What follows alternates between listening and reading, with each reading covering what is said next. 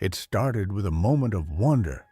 A tiny, almost jewel-like shark pup discovered in a tidal pool, seemingly orphaned by the sea. A man, captivated by its delicate beauty, decided to give it a home. He never imagined that this single act of compassion would unleash a force of nature upon his quiet suburban life. In the beginning, the little shark, which he named Finn, was a marvel. It glided gracefully through the expansive, custom-built aquarium that took up an entire wall of his living room. He would spend hours watching it, tapping gently on the glass, feeling a strange connection to the miniature predator. Finn seemed to respond, a flicker of understanding in its dark, intelligent eyes. This was the start of an extraordinary and ultimately terrifying journey, a story of how a pet became a legend. The man's fascination soon turned to concern. Finn's growth was explosive, far exceeding any expectation.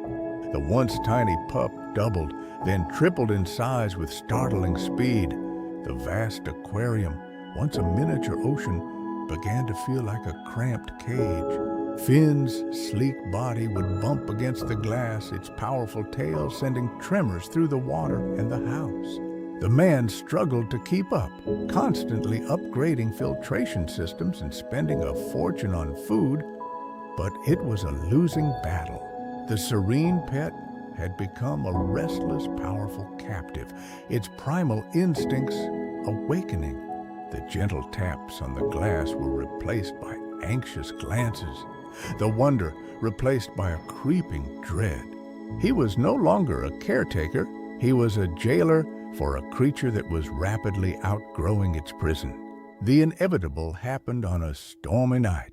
A surge of power, a crack in the reinforced glass, and Finn was free. The shark slipped into the overflowing drainage canals that fed into the local river system. Chaos erupted. News channels went into a frenzy, with sensational headlines screaming about the suburban shark. Grainy cell phone videos of a large dorsal fin slicing through the murky river water went viral, sparking widespread panic. Boating was banned, riverside parks were closed, and a community that once worried about traffic now feared a monster lurking in its waterways. The man watched the hysteria unfold on his television, consumed by guilt. His secret pet was now a public menace, a testament to his own hubris. Freed from the confines of its glass prison, Finn underwent a final, magnificent transformation.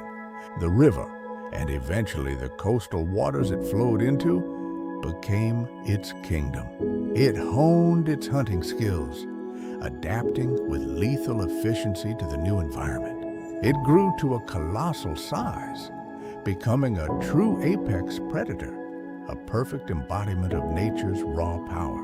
The initial fear it inspired evolved into a kind of mythic reverence.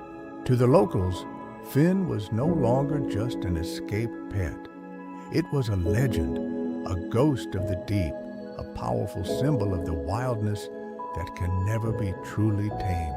It became a permanent, formidable resident of the coast, a living reminder that some forces of nature are too grand to be contained. The man who started it all could only look out at the ocean, knowing that the creature he once held in the palm of his hand was now the undisputed ruler of the abyss.